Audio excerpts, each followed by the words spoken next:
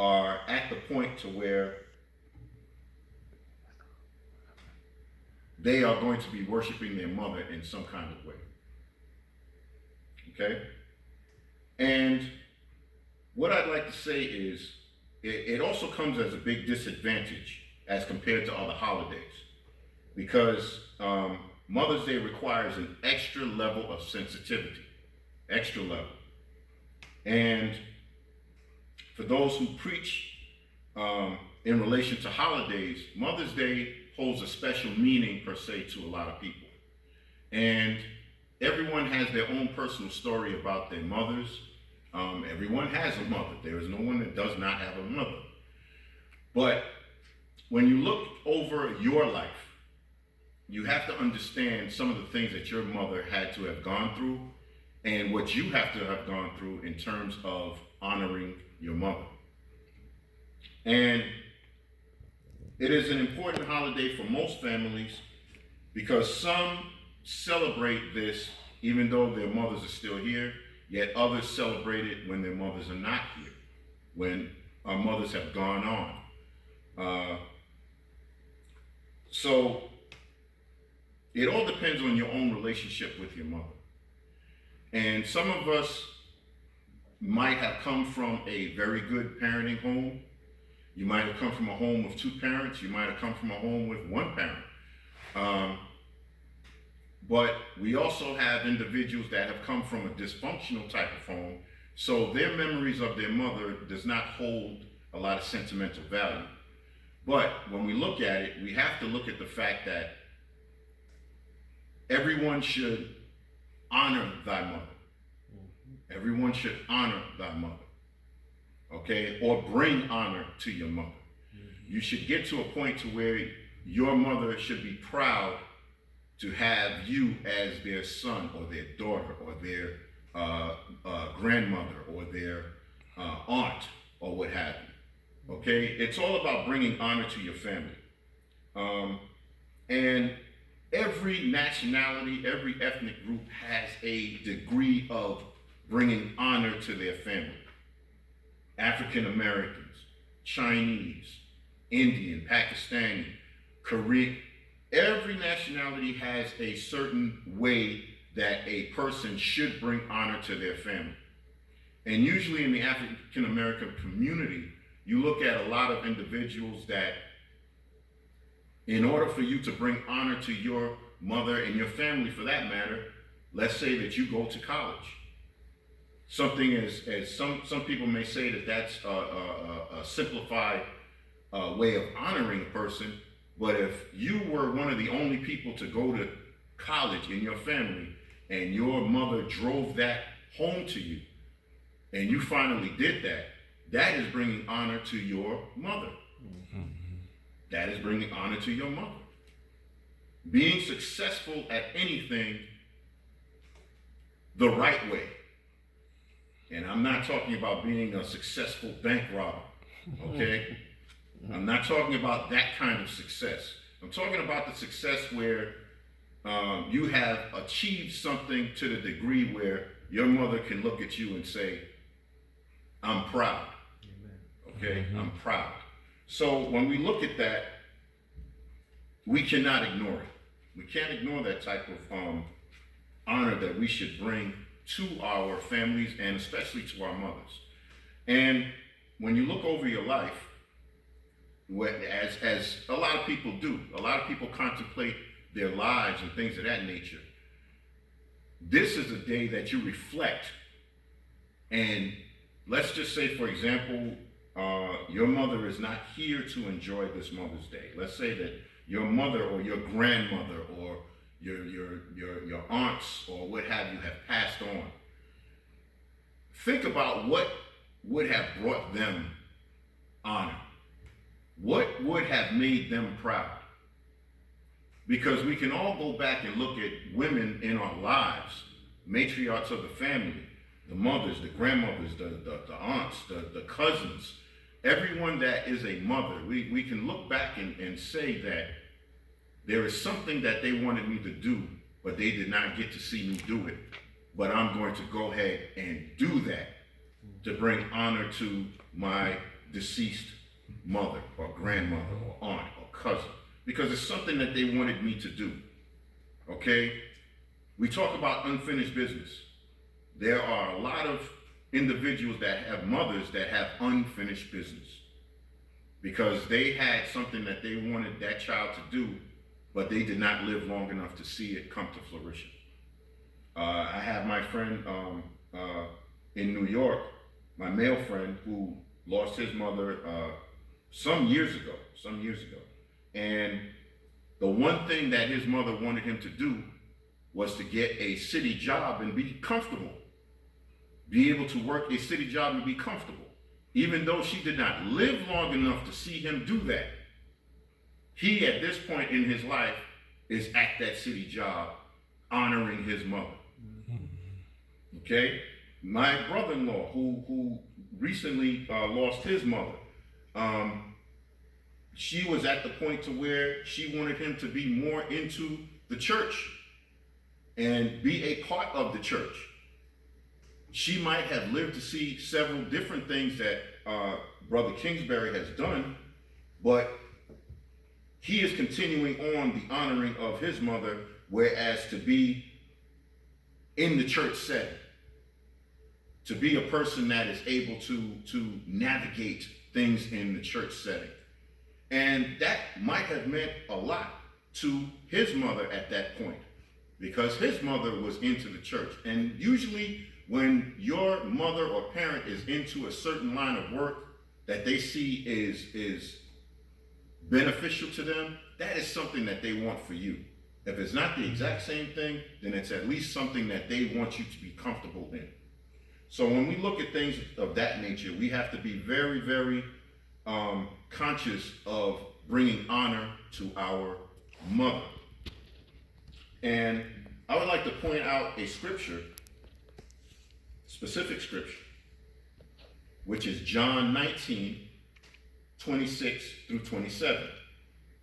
John 19, 26 through 27, and it reads, "When Jesus therefore saw his mother and the disciples standing by, whom he loved, he said unto his mother, Woman, behold thy son. Then saith he to the disciple, Behold thy mother. And from that hour, that disciple took her unto his own home." So this talks about the fact that Jesus' mother, Mary, witnessed the crucifixion at the foot of the cross. Can you imagine how she must have felt? No mother wants to see their child suffer. No mother wants to see their child suffer. So you can almost imagine the things that Jesus Christ had to go through that his mother Mary saw him going through. So, and Jesus turns to John and says, take care of her. And he looks at his mother and says, let him stand in my place as your son. So Mary was taken care of even after Jesus was gone. And that is a testimony to the love and honor that Jesus had for his mother. Because he, at that point, took it upon himself to say, my mother needs to be taken care of after I am gone. And you know the old adage that no parent, no mother wants to bury their children. Okay, so in other words, they're saying, and it might not be verbally, but it may be spiritually or within or psychologically, I would rather go before my children do. And every parent that loves their child does have that type of mentality. But Jesus Christ looked back and in honor of his mother said, even though I am leaving before you, I want you to be taken care of. Mm-hmm. So that is another thing that we have to acknowledge. Jesus on the cross is bearing the weight of the sins of the whole world. Yet he took a moment to say, I'm going to honor my mother. So he was just a man, but he was fully man and fully God. And even at that point, the physical part of him had to die. But the spiritual part of him was still in line with honoring his mother. So when we look at how you should love and honor thy mother, take these 7 points. And we know that 7 spiritually means completion. So this is how you completely can honor and love your mother. Love her verbally. Just let her hear the words, I love you, once in a while. Now, me as a person, I've never really said, Mom, I love you. I've never really said that. I can honestly stand here and say I've never said it. That's not to say that I've never showed her that I loved her. But loving her verbally. And at one point when I was a child, my grandmother, I can remember this as if it was yesterday, my grandmother called us up as a family one Mother's Day and said, okay, all of y'all kids, go in the kitchen and tell your mother that you love her. So we all looked at each other after we got off the phone. Okay, well, who's going to go first? You know? And of course, my brother, well, you're the oldest, you go first. So I had to go in there and say it. I mumbled it at first, but I did say it. And that was one of the last times I actually ever said it. But, but that's one of the ways that you love your mother or honor your mother, just by saying I love you. Love her physically. That means sometimes give her a hug, give her a kiss on the cheek when she might not expect it. And with this being Mother's Day, everyone should at least hug their mother and say Happy Mother's Day. Even if you do it once a year, okay? At least take this time to do it. 3, love her patiently. Patiently. Patience, that's one thing that we do not have as human beings. We learn patience. We don't have patience, okay? And a mother should be loved patiently because she has a job with no pay. At least the ones that still are raising children. You do not get paid for raising children unless someone pays you to raise their children. Other than that, the mother's raising children has no pay. Sometimes it could be a thankless job. But with that being said, number 3 is loving her patiently. So if she doesn't buy you your favorite brand of cereal, don't get upset. Because some of us children used to say, well, Mom, I like Captain Crunch. Why you didn't buy any Captain Crunch? And it had to be, well, boy, you better eat this cornflakes and be done with it. Okay? So we've all had that kind of mother. But that's still, we should love her patiently. 4, love her attentively. She always has a sympathetic ear to you. She's always been able to sit down and listen to what you're saying and multitask. She could be doing the laundry and washing the dishes at the same time and take a minute to listen to what you got to say. So we should do the same thing. When our mothers have an issue or a problem, don't be too busy. Be attentive, okay? Love her gratefully. She needs a sincere thank you from time to time. Be grateful for what she's done for you. There's nothing worse than an ungrateful child. Nothing worse. And as a mother, you can tell if your child is ungrateful because they don't appreciate anything you do for them. And we're in the world of digital, social media, and Facebook and things of that nature. How many films have you seen on Facebook where the child is just totally ungrateful? Totally ungrateful. And someone has a caption, what would you do? So we have all experienced being ungrateful to our parents. No child is immune to that. No adult is immune to that because we have adults that are not grateful.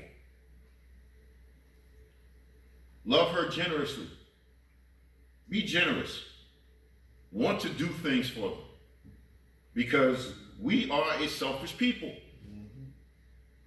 So don't be selfish.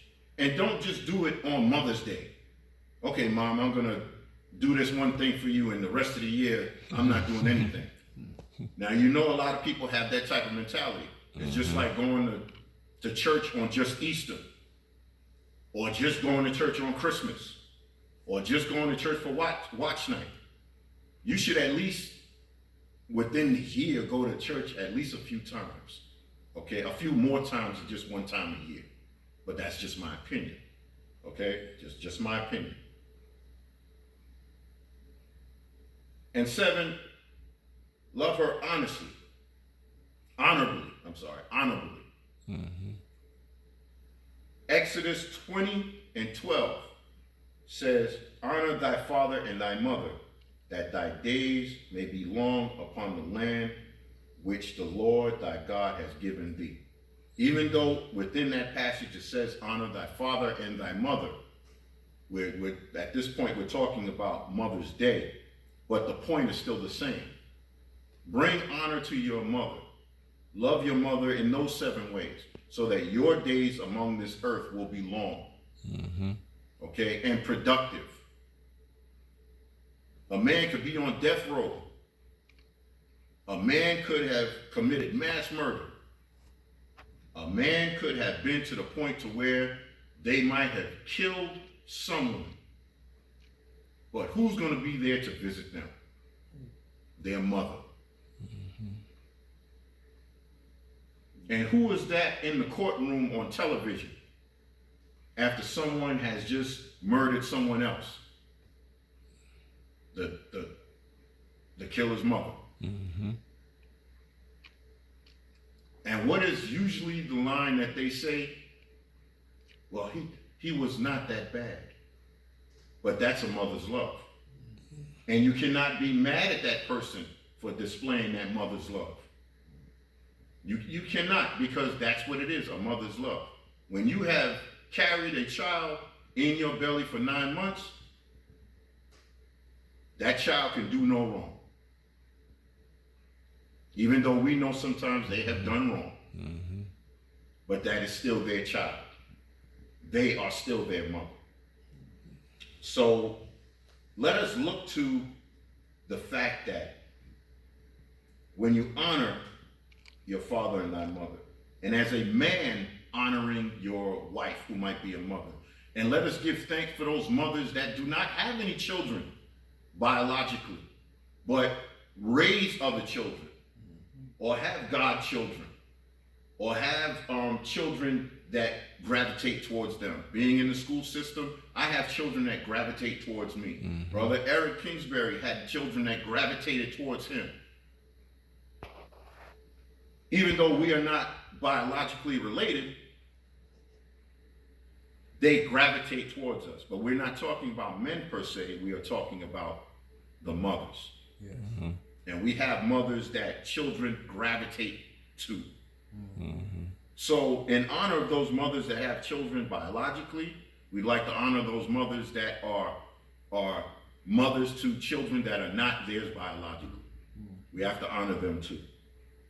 And men honoring your wives that are mothers, remember one thing, and I'm going to close after this. Remember one thing, men, in honoring your mothers and your wives and your baby's mothers and all of those individuals in whatever category. Remember one thing, that the man might be the head of the household, but the head cannot move without the neck. And the mother is the neck. The wife is the neck. The grandmother is the neck. The aunt is the neck. Your female cousin that has children are the neck. Now I want you to try thinking of moving your head without your neck. So as the head of the household, you might be a man, which is the head of the household, but always remember that that woman, that mother, is the neck that connects you to the rest of you. So please remember that. And in closing, I'd like to say Happy Mother's Day to all the mothers of the world, old, young, black, white, Latino, Chinese, every other nationality. I'd just like to say that, and everyone that is watching this video, have a blessed Mother's Day. And those individuals that are watching, please honor your mothers. Thank you very much. Amen. Amen.